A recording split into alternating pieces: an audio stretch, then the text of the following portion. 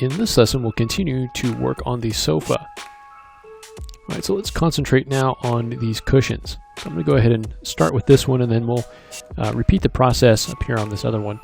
But let's go ahead and look at how we can start to add some detail here. So initially what we want to do is add some thickness. So let's go ahead and add a shell modifier here.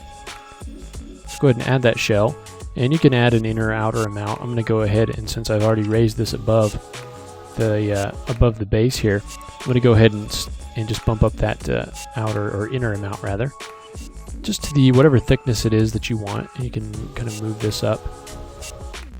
So let's say we want our cushions to be maybe around that thickness. So I've got about 6 inches or so. And so now we can go ahead and collapse that. Let's actually make this just a straight 6 inches here. So okay. And now let's collapse this stack. Go ahead and collapse that. And now if I smooth this, we're going to have the same issue. We want this to be nice and hard. Not as hard as the frame, but we want it to have a little bit of hardness on some of these edges, more than what we have if we just smooth it right now. So let's go ahead and add some resolution. Now for this, we don't want to add the resolution, probably as much resolution, and we also don't want it to be as close to the edges as what we've got under here. We want it to be a little bit softer. So the resolution that we are going to add is going to be a little bit farther away from the edges. Okay, so let's go ahead and begin just by dragging across here, and we'll go ahead and just use connect. Get 2 segments here, and let me go ahead, set back to 2, and let's go ahead and use pinch to kind of pull those out. Okay.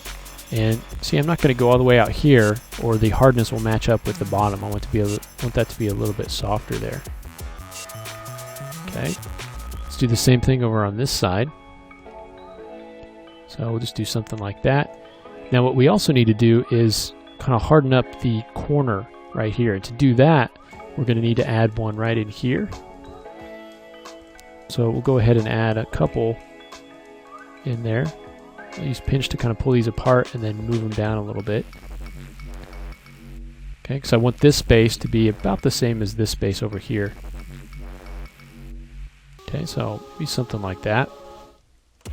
And then over here, we can just do 1 segment, and we'll just kind of pull that in over to the corner there. Okay, let's go ahead and go to the back here, and go ahead and add 1 kind of back in this area. Okay, and now you might not really need to add any resolution at all along the edges. If we take a look at this, we just smooth this out, and we'll add another iteration. You can see that the edges are a little bit too soft, so to harden those up, we can add 1 right in the middle. It should do it.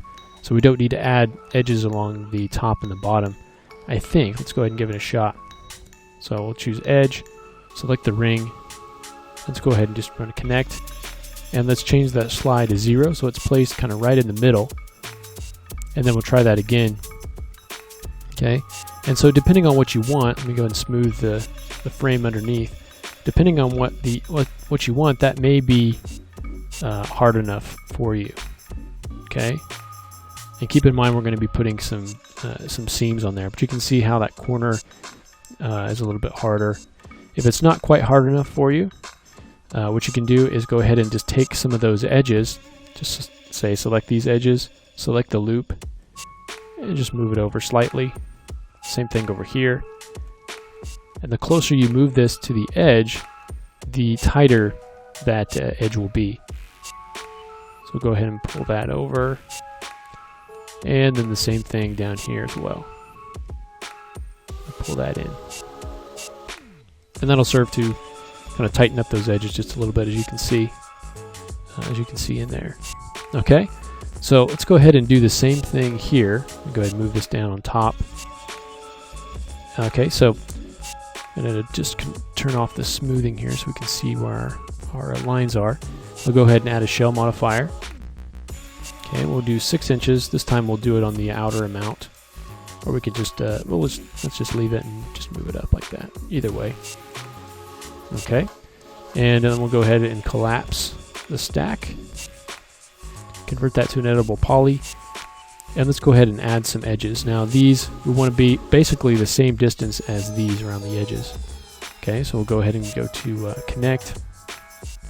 Let's go ahead and add 2 segments, and let's actually add 3 because I want to put one right in the middle. Okay, and that should stay right in the middle there as we pull those out. Something like that. So when we smooth this, we want to have a little bit of geometry inside there. Let's do the same thing from this end. Say OK to that. And then we'll do one right along the middle. Remember to select that entire ring, do connect, and this time we'll just have 1 segment. Okay, go ahead and apply that.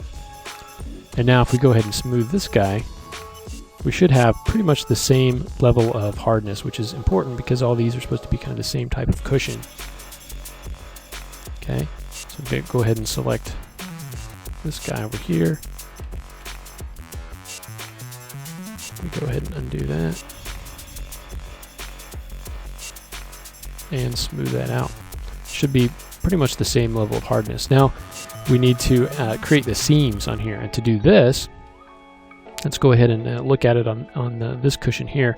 I'm going to go ahead and select this. So I'm going to hit Alt Q, and that's going to enter isolation mode rather. I'll go ahead and turn off our smoothing. Okay, and so now let me go ahead and just sharpen up this edge. Let's see, it's a little bit off. So I'm going to go ahead and just pull this over just a little bit. Okay, so what we want to do is add the kind of beading or the seam around the edge, but if we do that here, it's going to interrupt our smoothing. So what we want to do is add a little bit of smoothness first. So let's go ahead and utilize the stack to let us do this. So I'm going to go ahead and add just like a turbo smooth to this. So that'll smooth things out a little bit. Okay, so I've just got a turbo smooth. You can see how that's kind of softened things up a little bit. Okay, and you can dial up the iterations if you want to. Okay, and now once I have that turbo smooth, I now need to edit this higher res version. And the way to do that while keeping this turbo smooth is to add an edit poly modifier on top of the turbo smooth. So now with this edit poly modifier, I can go in and select all these new vertices. Okay, I can always turn both of these off and get back to my low res mesh if I want to. Okay, so where we're going to add our seams are basically around the top and around the bottom as well.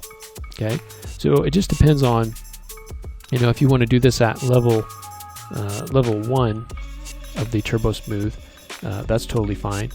It might be a little bit easier to see. So in our edit poly, we're going to create an edge selection. And let's go ahead and select all these edges around the top. Control select all the edges around the side. Let's actually, I'm actually going to do a little bit of moving the points here before I do that. You see how this point right here where this turns the corner is down a little bit? I want to actually move this up slightly. And then down here, I want to go ahead and just move this down slightly. Okay, I want to do that everywhere that there is a corner. I'm just going to straighten that out a little bit. And that will just kind of get rid of the kind of a hiccup that you'll have visually when you look at the seam if you don't do that. Because what we're going to do is create our seam using these edges as they turn the corner. So I just want to get kind of a nice straight line there as it does that. Okay, so now that we've got those, let's go ahead and select the loops. Okay, so we'll go up to edge, and on the selection, here we go, loop, and then control select this loop, and then control select this loop. Okay, and then this one as well, and control select this loop, and we just want to get this loop going around the entire top, wherever you want your seam to be. That's what we're going to select. Okay, let's also, while we're here, let's do the bottom as well. So we'll go ahead and control select this loop, control select this loop, and just mimic that all along the bottom as well. So we can do these all at one time. Okay, so we'll select this one, and this one, and then we've just got this one to go. And then we've got the top and bottom selected. So these edges are basically where we want to add our seam. Now, the first thing we want to do is, instead of having edges here, we want to turn these into polygons. Okay, so what we're going to do is use chamfer. So go ahead and turn on the chamfer settings. And this 1 inch is way too high, so we're going to dial this way down. Okay, dial this way down to something like 3/32 or so. Just think of this as the kind of the width of the kind of the beading that we're going to have here. So we'll apply that. Now let's convert this into a polygon selection by holding down Shift and hitting the polygon button here. And that gives us the selection of the polygons encompassed by our edges, our new edges that we created. And now what we want to do is extrude this out, but I'm going to tighten this up a little bit just by insetting this very, very slightly. So let's go ahead and look at this. And so let's go ahead and inset this, just very minimal amount, so you can kind of see that. And that will just serve to kind of tighten that up just a little bit. Okay, say OK to that, and now let's go ahead and extrude that out. Okay, we'll extrude it along the local normal. Okay, and we'll just go ahead and extrude that out. And I've got it maybe 3/32. Let's go ahead and extrude it out a little bit more. And we'll say OK. All right, and now we want to add another smooth on top of this. So we'll go ahead and add another turbo smooth on top of there. And now if I go ahead and turn off edged faces, you can see that I've got the softness of the cushion, but I've also got this kind of beading that's going around there. And I can up the smooth, up the iterations.